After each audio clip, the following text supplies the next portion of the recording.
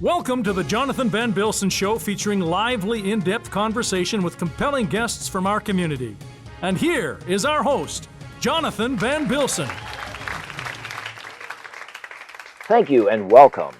This is a very, very special show because it's December and that means Christmas. So our guests today are all about that. Christmas is a time for singing, so it's only fitting that our first guest is Catherine Pavlik, who has quite the singing voice. Kathy, welcome to the show.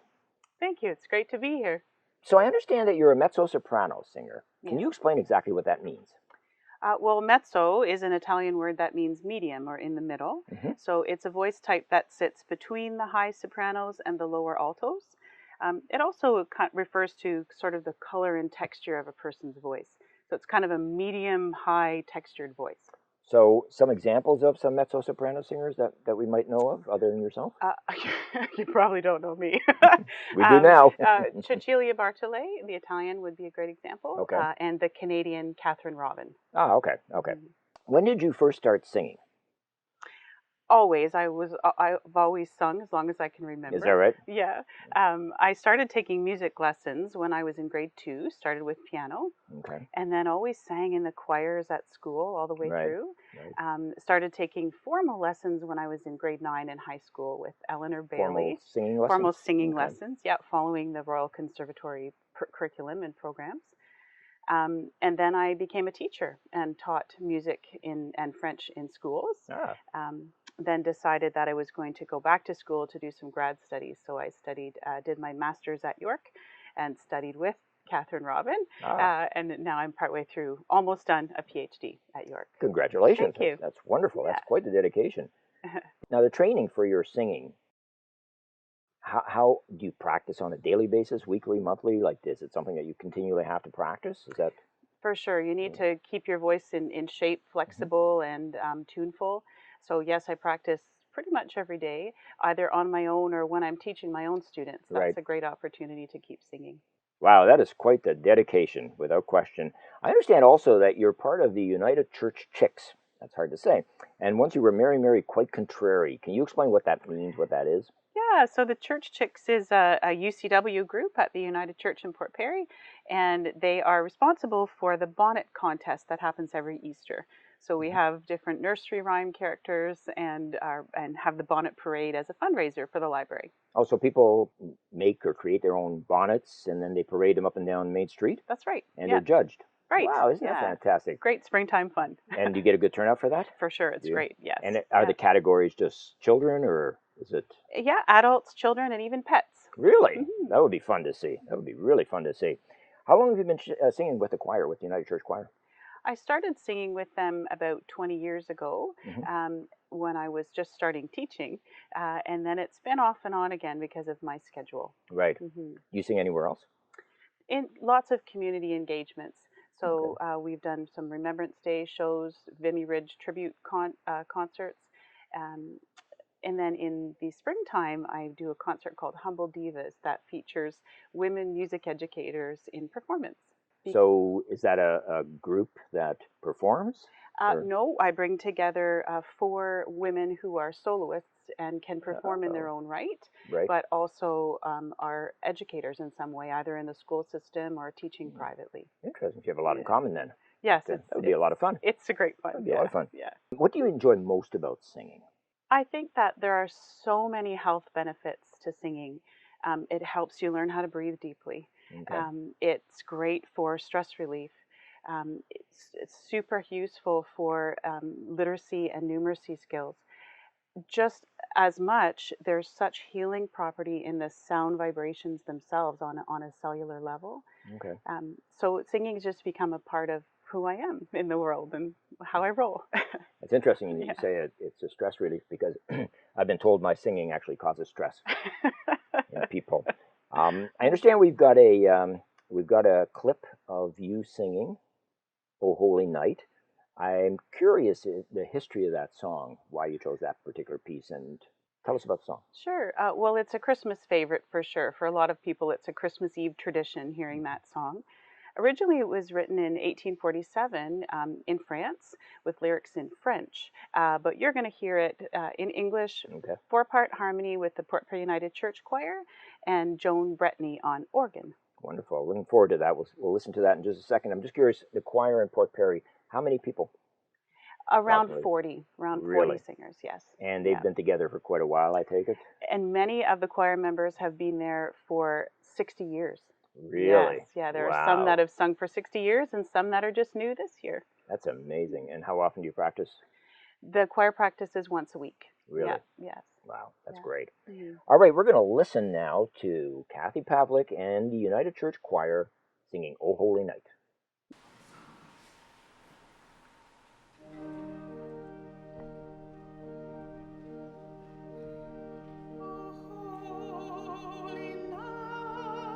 The stars are brightly shining. It is the night of the dear Saviour's birth. Long lay the world in sin and error pining, till He appeared and the soul felt its worth. A thrill of hope, the weary world rejoices, for yonder breaks a new and glorious morn. For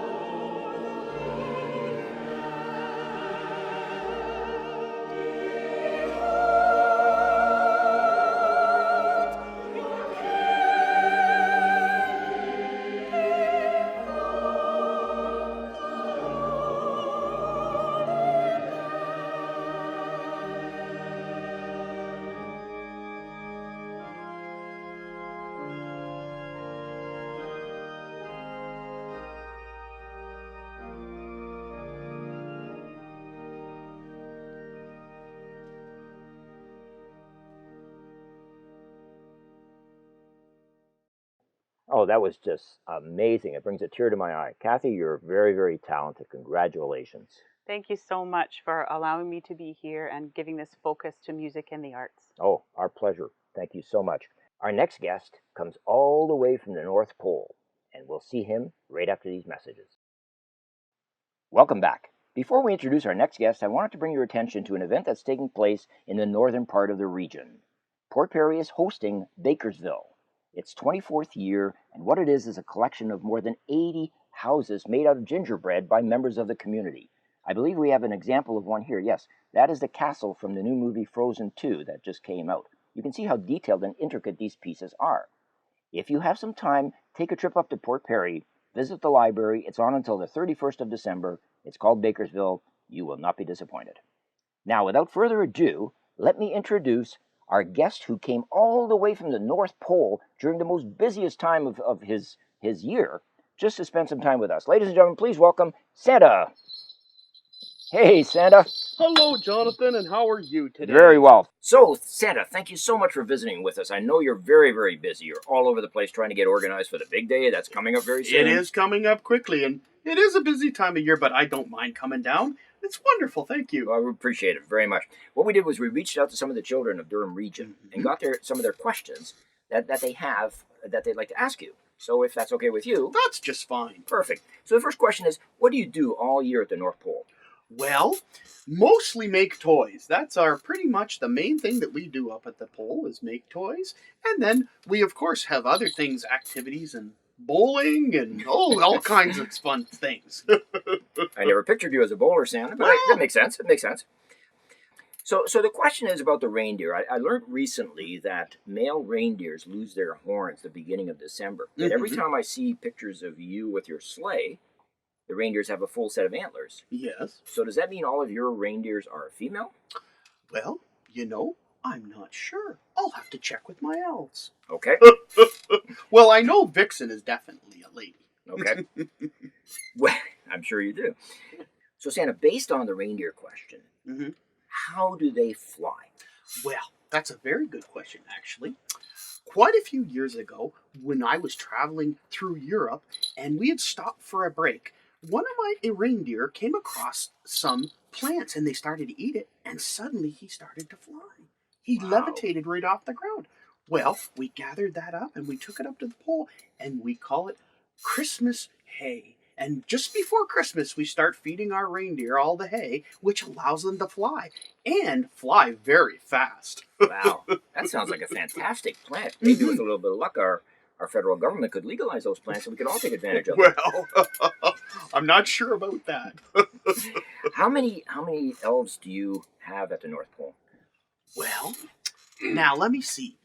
I would say Port Perry or Uxbridge, they're about, 20,000? About that, yes.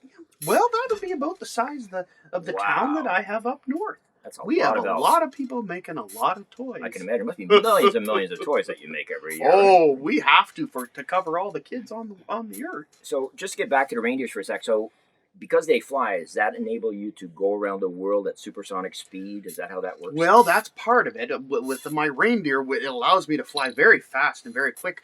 But I also have Christmas magic. And that allows me to slow time down so that I can get it done all in one night. I see. And the other question that I have is, how do you deliver presents to houses where there are no chimneys? Ah, that's a good question. You know what? What I have is this. Ooh. This is the Christmas key. Wow. And gets me in, unlocks any door anywhere in the world so that if there isn't a chimney, I can come through the door. Ah, I wondered about that. So what does Mrs. Claus do all year? Oh, Mrs. Claus. Mrs. Claus doesn't get half the credit she deserves. She works, we're a team, really. She works with the elves and she helps organize things and she takes care of me. And of course, she's a wonderful baker. Oh, no doubt about that, Santa. The elf on the shelf is something that's very, very popular. I don't really know what's behind the story. Can you share that with us? Well, Santa, I always like to know who's naughty and nice. And mums and dads help out with that, of course. But elves on the shelves.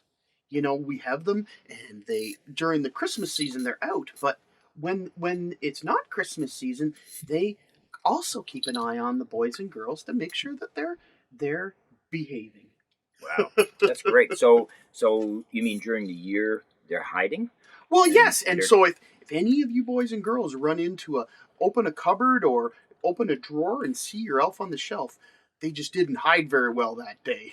wow, that's amazing. I didn't realize you had contacts all over the place, and Mhm. so you're constantly watching and listening to all the boys and girls, Absolutely, absolutely. sort of like Google Home. Well, Same. sort of. But you know, there isn't that many children who are on the naughty list. I see. It's I see. pretty hard to be on the naughty list. Well, you mentioned that, but I understand that I am on the naughty list. Well, Jonathan, you know, there are times. I'm sure there have been. I'm curious, Santa, what do I have to do to get off the naughty list and be on the nice list? Well, you know, this kind of applies for everybody. You need to be loving and caring and friendly and make sure that you treat people the way you would like to be treated. No, that makes sense. That's very good advice, Santa.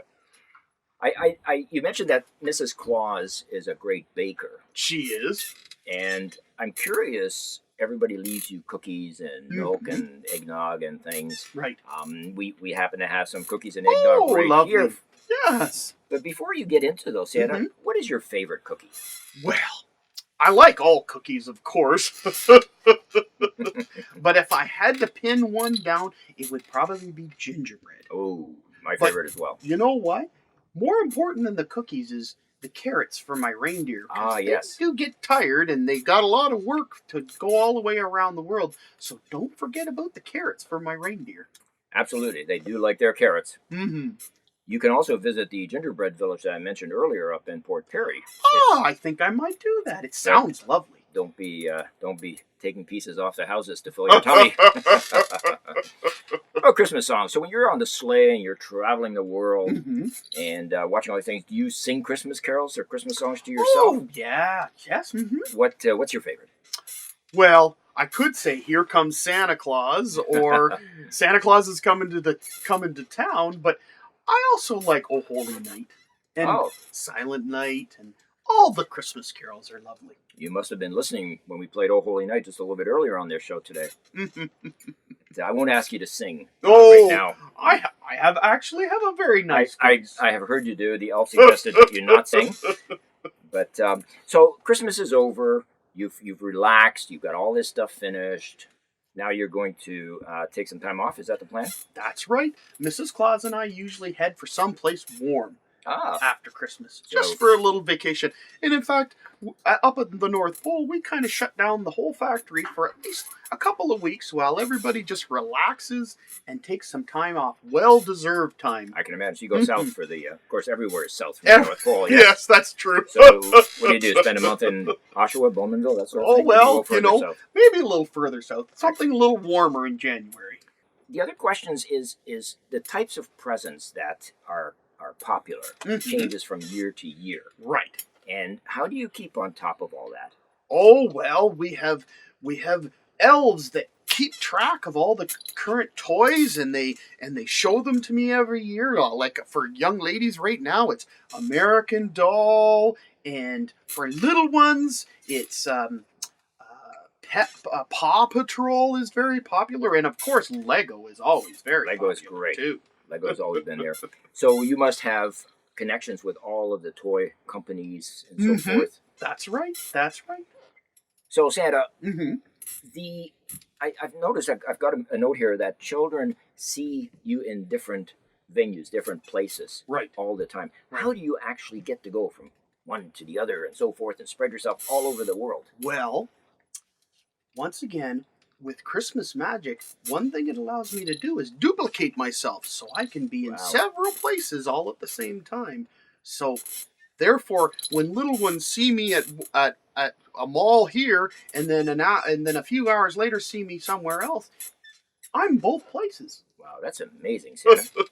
I wish I had some of that magic. You can also do it in different languages, right? Because you have Père Right. Noël, you've Mhm. got St. Nicholas, Yes. and so forth.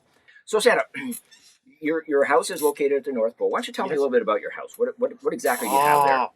Well, like I said, it's part of a bigger town, and it's a lovely home. It's nothing too extravagant, and it's oh, I'm not sure how big it is. I think it's about 12 or 13 rooms, but it's Wow. nothing huge. And it's been there a long time, Of obviously. course, And yes. why the North Pole? The North Pole. Why the North Pole? Well, I think just because that was closer when I first started out, North Pole seemed to be a little closer than the South Pole. That makes sense. That makes a lot of sense. And you've been doing this for how many years now, Santa, roughly? Well, it's well over 300 years. Wow. Yeah. Wow, that's amazing. I know last year there was a lump of coal in my Mhm. stocking, which I Right. really didn't appreciate very Oh, much. well. I thought it was a little undeserved, but Mhm. I get that you have to do that. So this year I've been extra good. So Mhm. hopefully I'm on the right side of the list.